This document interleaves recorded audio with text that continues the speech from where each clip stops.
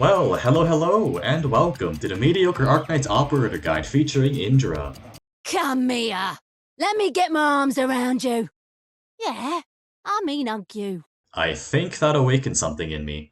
Remember the days when we had to get lucky because you could only get her through recruitment? Oh, how privileged we are these days. Now all you need to do is pop through into recruitment and there you are, no problem.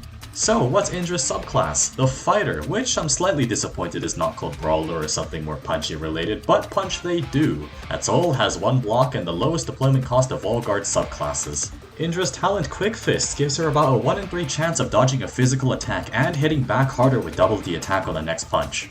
Not something that should be relied on, but it's nice when you happen to hit harder or dodge an attack that would otherwise knock Indra out. Fist Diplomacy's first skill, Armor Crusher, moderately buffs up the next attack and ignores up to 60% of the enemy's physical defense on that hit.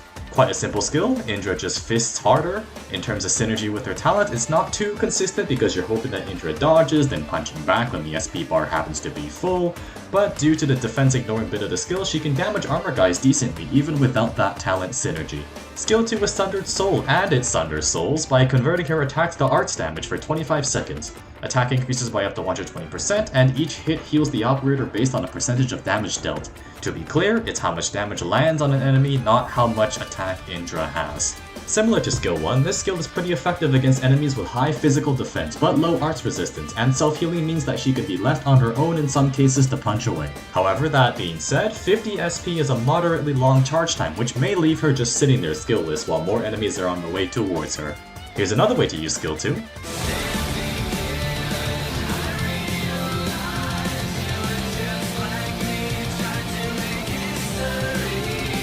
Don't actually do that if you're looking for a proper use, cheers. Basic tips with Indra. Take advantage of that low DP cost and don't be afraid to deploy her early and fend off early mobs while your vanguards generate DP for you. Once you don't need her there anymore, you can retreat and deploy her somewhere else later.